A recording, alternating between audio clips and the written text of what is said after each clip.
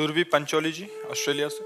जय श्री हरिवंश। श्री हरिवंश महाराज जी। महाराज जी, पूज्य श्री भाई जी की अतुल संपत्ति है सब में भगवान को देखना, भगवत कृपा पर अटूट विश्वास, भगवत नाम का अनंत आश्रय। महाराज जी, मेरा प्रश्न है कि सब में भगवान कैसे देखें? संसार में रहते हुए जब किसी को सत्कार्य और परहित करते देखते देखो, कोई सवाल जब हल नहीं होता था, जब हम विद्यार्थी थे तो मानी संख्या से शुरू कर दिया जाता था। मानी संख्या एक तो सवाल हल हो जाता था। मानी संख्या गुरुदेव भगवान, यहाँ से सवाल हल होगा। मानी संख्या आपने गुरु का वर्ण किया तो गुरुदेव भगवान को परब्रह्म परमात्मा मानो। गुरु ब्रह्मा गुरुर विष्णु गुरुदेव महेश्वरा गुरु साक्षात परब्रह्म तस्मै श्री गुरुवे नमः। अब वो परब्रह्म परमात्मा जो हमको आदेश किए हैं कि ये नाम जप करो, ये मंत्र जप करो, हम उसका जप करें, हम वैसे चलें जैसे वो हमको आचरण बताएं, पवित्र आचरण। तो हमारे अंदर पहले खुद भगवान दिखाई दे, तब हम दूसरे में भगवान देख सकते हैं। जब हम अपने हृदय में भगवान नहीं देखेंगे तो दूसरे हृदय में हमें भगवान नहीं दिखाई देंगे। अपने हृदय में काम है तो सारा जगत काम ही नजर आएगा, अपने हृदय में राम है तो सारा जगत राम नजर आएगा। देखो गोस्वामी जी कह रहे हैं, जड़ चेतन जग जीव जत सकल राम मैं जानी, बंदों सबके पद कमल सदा जोरी जुगपान। बोले जड़ चेतन जितना है सब भगवान श्री राम है, इसलिए मैं जड़ चेतन को हाथ जोड़ करके प्रणाम करता हूँ। क्यों? क्योंकि उनके हृदय में श्री राम है, गोपी जनों के हृदय में श्याम है। जो जित देखो तित श्याममयी है, वो जिधर दृष्टि डालते हैं लाडले ललित त्रिभंगी लालजू महाराज सर्वत्र दिखाई देते हैं। जो ज्ञानी पुरुष है उसको जब ब्रह्मानुभूति होती है तो जा चारों तरफ जब दृष्टि डालता है तो सर्वम खलमिदम ब्रह्म ने नानास्ति किंचन, ब्रह्म के सिवा कोई किंचन मात्र भी नहीं है। ईशावास्यमिदं सर्वम यत् किंचे जगत्याम जगत, ईश्वर के सिवा एक कण भी जगत में ऐसा नहीं है जहाँ ईश्वर ना हो। तो सर्वत्र भगवान हैं, पर हमने अभी तक जो नानात्व तो देखा, स्त्री पुरुष जड़ चैतन्य अच्छा बुरा, वही हमारे अंदर संस्कार भरे हुए हैं, वही हमें दिखाई दे रहा है। अगर हम अंदर से भागवतिक दृष्टि प्राप्त कर लें तो हमें सर्वत्र भगवान दिखाई देने लगे। तो एक जगह मानी संख्या गुरुदेव भगवान, अब वहां संशय न करें। वो हमसे बोले राम जपो तो राम जपो, कृष्ण जपो तो कृष्ण जपो। जैसे आपका स्त्री शरीर है तो हो सकता है कि जहां अपने गुरुदेव भगवान माने हैं सब ब्रह्म प्राप्त तो नहीं होते। हमारी मानी संख्या गुरुदेव ब्रह्म, जैसे हम पाषाण में भगवान को मानते हैं, काष्ठ में भगवान को मानते हैं, चित्र में भगवान को मानते हैं, तो हम किसी चैतन्य में चलते फिरते में, संत भाव में, भगवत भाव में, ब्रह्म भाव में हम उनको अपना गुरुदेव मान लेते हैं। पर शब्द महाराज जी के कारण लगाया। महाराज जी ने अभी निवेदन किया, जिनको भगवत प्राप्ति नहीं हुई है, अगर हम ऐसे संतों को गुरुदेव भगवान के रूप में मानते हैं तो हमें दूरी बनाना पड़ेगा। क्योंकि जो भगवत प्राप्त हैं वो भगवान के सिवा कुछ नहीं देखते, वो भगवान में ही रमण करते हैं, भगवान में ही संतुष्ट रहते हैं। और जो भगवान से तृप्त रहते हैं, नहीं स्वात्मा रामम विषय मृग तृष्णाम भ्रमयति, वो आत्माराम पुरुष कभी विषय मृग तृष्णा में भ्रमित नहीं हो सकते। लेकिन जो वहां तक नहीं पहुंचा है और शिष्य बनाने लगा है और शिष्य अपने लोग बन गए हैं, और हमें ऐसा नजर आता है कि जो होना चाहिए वो हमें आचरणों में नहीं दिखाई दे रहा, तो हम ब्रह्म भाव करके उनसे दूरी बना करके और उनके द्वारा दिए हुए नाम और गुरु मंत्र का जप करें तो हमारे हृदय में धीरे धीरे पवित्र भाव आएंगे, हम सर्वत्र भगवान देख पाएंगे। और यदि हम उनसे ज्यादा लगाव कर बैठे और उनके आचरणों में दोष दर्शन, उनके आचरणों में दोष क्रिया, तो जहां मानी संख्या थी वहीं हमारा भाव बिगड़ गया, तो अब हमारा कहीं भगवत भाव नहीं बन पाएगा। तो हमें चाहिए कि जहां भाव बिगड़ रहा हो वहां से हट जाना चाहिए, दूरी बना लेनी चाहिए। जैसे स्त्री शरीर है तो हम कई बार प्रार्थना की है कि हम जहां देखें कि हमारे भगवान, दृष्टि से पता चल जाता है, भगवान ने दृष्टि दी है माताओं बहनों को कि हम जैसा आपकी तरफ देखेंगे तो आपको एक सेकंड में पता चल जाएगा। इतना तो पता चल ही जाता, नहीं चला जाता।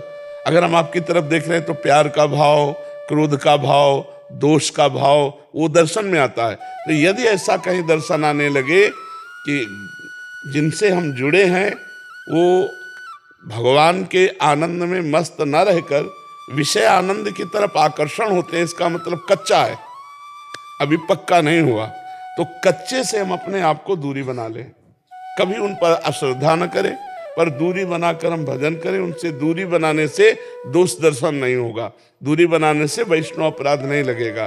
तो ये हम सबको ध्यान रखना है कि गुरु बनाया जाता है सिर्फ भगवान की प्राप्ति के लिए, ना कि वो कोई सांसारिक संबंध होता है। गुरु का कर्तव्य है शिष्य को उत्तम शास्त्रीय विधान के अनुसार आदेश करे, और शिष्य का कर्तव्य है प्राणपण से अपने गुरुदेव का आदेश पालन करे। पर यदि कहीं गुरुदेव शिष्य को शास्त्र विरुद्ध आचरण के लिए आदेश करे तो कदापि नहीं मानना चाहिए।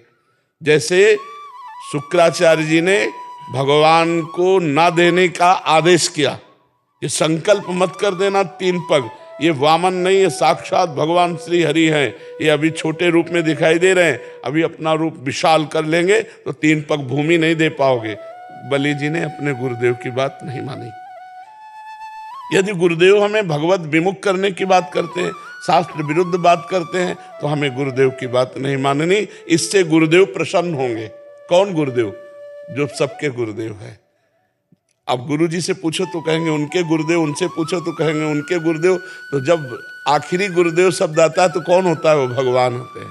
भगवान होते हैं ना, भगवान आपसे प्रसन्न हो जाएंगे और गुरु के संबंध का जो हमें लाभ मिलना चाहिए वो हमें मिल जाएगा। हमारा कर्तव्य होना चाहिए कि हम जिससे जुड़े हैं अपने आचरणों को सुधारने के लिए जुड़े हैं, भगवान की प्राप्ति के लिए जुड़े हैं, ना कि आचरण भ्रष्ट होने के लिए जुड़े हैं।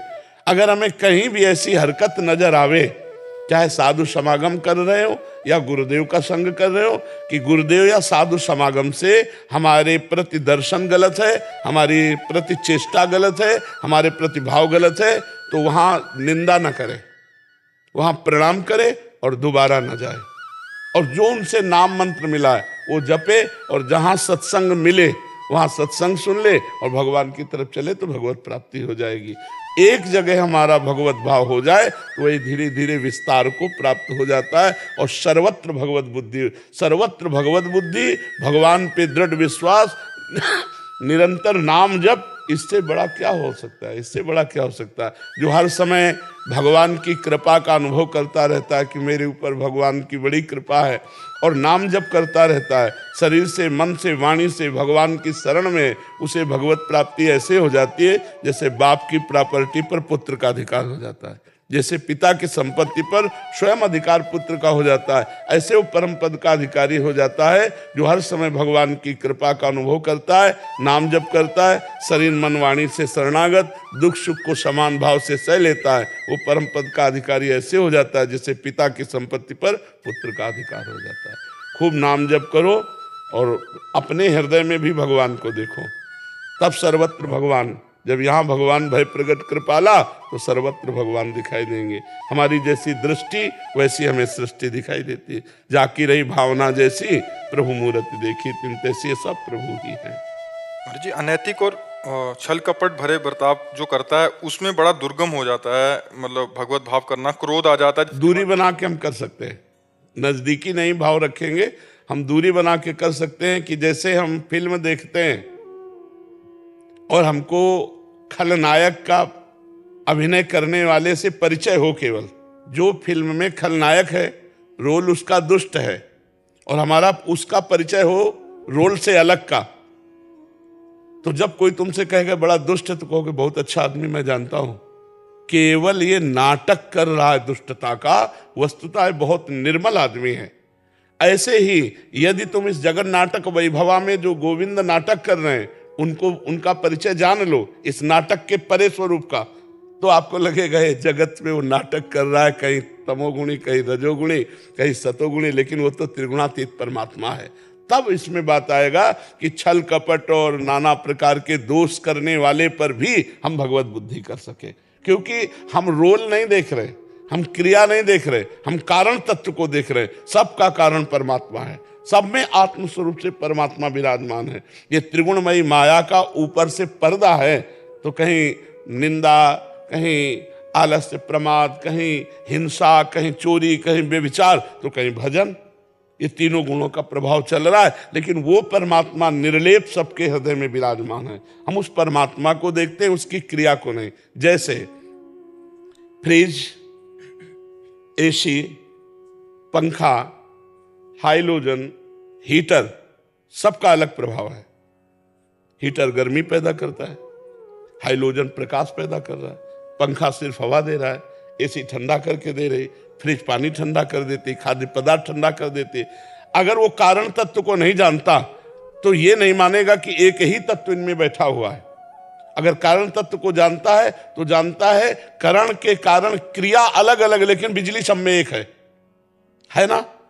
बिजली सब में एक है ना? हीटर में भी, फ्रिज में भी, एसी में भी, हाइलोजन में भी प्रकाश दे रही है, यहां हवा दे रही है। तो बोले अगर बिजली होती तो प्रकाश देती ना? नहीं, करण के कारण उसकी क्रिया बदल गई। कारण तत्व जो है बिजली एक ही है। ऐसे ही तमोगुणी स्वभाव है, अब वो राक्षसी कार्य करेगा, राक्षसी क्रिया, तमोगुणी स्वभाव करण, और कारण परमात्मा। तो जो ज्ञानी जन होते हैं वो कारण देखते हैं, क्रिया और करण नहीं देखते। करण जो स्वभाव है, कारण शरीर, स्थूल सूक्ष्म कारण, उसी से प्रेरित होकर क्रियाएं होती है। सूक्ष्म शरीर संकल्प करता है, स्थूल शरीर क्रियाएं होती है। तो कारण तत्व उस करण का भी वो परमात्मा ही है। जब सत्य वस्तु का बोध हो जाएगा तो बाहरी नाटक का कोई प्रभाव नहीं पड़ता। जब हम जानते हैं कि मेरा प्रीतम सब में है तो ये छल कपट द्वंद्व पाखंड हमारी आंखों के सामने पर्दा नहीं डाल सकता। जब प्रभु से अपनापन हो जाए, सर्वत्र प्रभु का भाव दृढ़ हो जाए, कारण तत्व का ज्ञान हो जाए, तब भगवान सर्वत्र दिखाई देंगे, ऐसे थोड़ी दिखाई देंगे। देखो, एक पत्नी किसी ऑफिसर की, उसका पति लेट आया, उन्होंने कहा हम आपसे रोज निवेदन करते हैं, आप इतना विलंब क्यों आए? तो देखो रोज टोका मत करो। तुम कहा क्यों, आप इतना विलंब क्यों आए? उसने पिस्तौल निकाली, गोली भरी, पत्नी की कनपटी में। चलो यार, तुम ये नाटक दूसरों को धमकाया करो मुझे। बोले क्यों, गोली असली है, पिस्तौल असली है? बोले मुझे पता है तुम मेरे प्रीतम हो, तुम मुझे मार नहीं सकते हो। उसको पता है कि मेरे प्रीतम हो। जैसे नरसिंह भगवान रूप में आए, सब डर गए, लेकिन प्रहलाद जी को पता है मेरे प्रीतम आए, उनको डर नहीं लगा। तो छल कपट हिंसा जितने आचरण हो रहे हैं, ये त्रिगुण माया के द्वारा भ्रमात्मक हो रहे हैं। जैसे स्वप्न में नाना प्रकार के आचरण हो रहे हैं, पर वो असत है। ऐसे उमा कहूं मैं अनुभव अपना, सत हरि भजन जगत सब सपना। इस स्वाप्निक जगत में उस सत्य परमात्मा को देखने वाला ही सच्चा ज्ञानी है। अगर इतना हो गया तो जीवन मुक्त महापुरुष हो गया। अभी अभ्यास करो, नाम जप करो, धीरे धीरे आगे बढ़ जाओगे।